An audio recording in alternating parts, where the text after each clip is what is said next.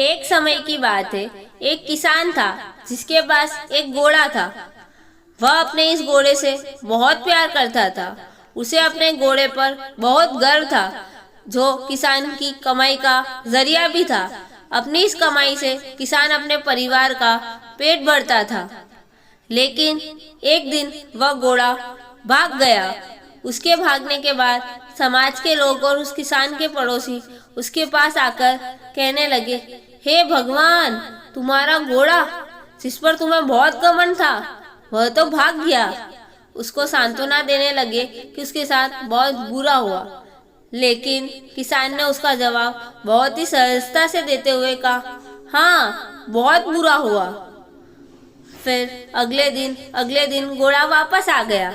लेकिन सिर्फ घोड़ा वापस नहीं आया, बल्कि वह अपने साथ 3 जंगली घोड़े भी लाया। फिर उसके पड़ोसी उसके पास दौड़ते हुए आए और उस किसान से कहने लगे, आपका घोड़ा आ गया और अपने साथ 3 और घोड़े भी लाया है। यह तो बहुत अच्छी बात है। आपकी किस्मत तो बहुत अच्छी है। किसान बहुत खुश हुआ, उनकी तरफ देखा, फिर उसका जवाब बहुत ही साधारण रूप से दिया और कहा, हाँ शायद।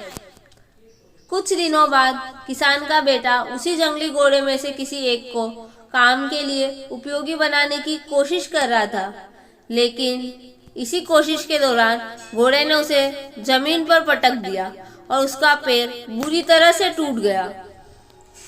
उसके पड़ोसी उससे कहने लगे, उस पागल घोड़े ने देखो तुम्हारे बेटे के साथ क्या किया, उसका पैर तोड़ दिया है। यह तो बहुत बुरा हुआ। किसान दुखी हुआ और फिर से उसी जवाब दिया, हाँ, शायद मेरे बेटे के साथ गलत हुआ। अगले दिन सेना के कुछ जवान उस किसान के घर आते हैं, जो जंग छीनने के कारण नए जवान की भर्ती कर रहे होते हैं। उनमें से एक जवान ने किसान के बेटे को देखा और बोला, इसका तो पैर टूटा हुआ है, हम इसे सेना में भर्ती नहीं कर सकते। और वे जवान गांव के सभी लड़कों को लेकर अपने साथ चले गए। यह जानकर उनके पड़ोसी और बाकी गांव वाले उसके पास आए और बोलने लगे, तुम्हारे बेटे को तो जवान जंग के लिए नहीं ले गए, तुम्हारी किस्मत तो बहुत ही अच्छी है।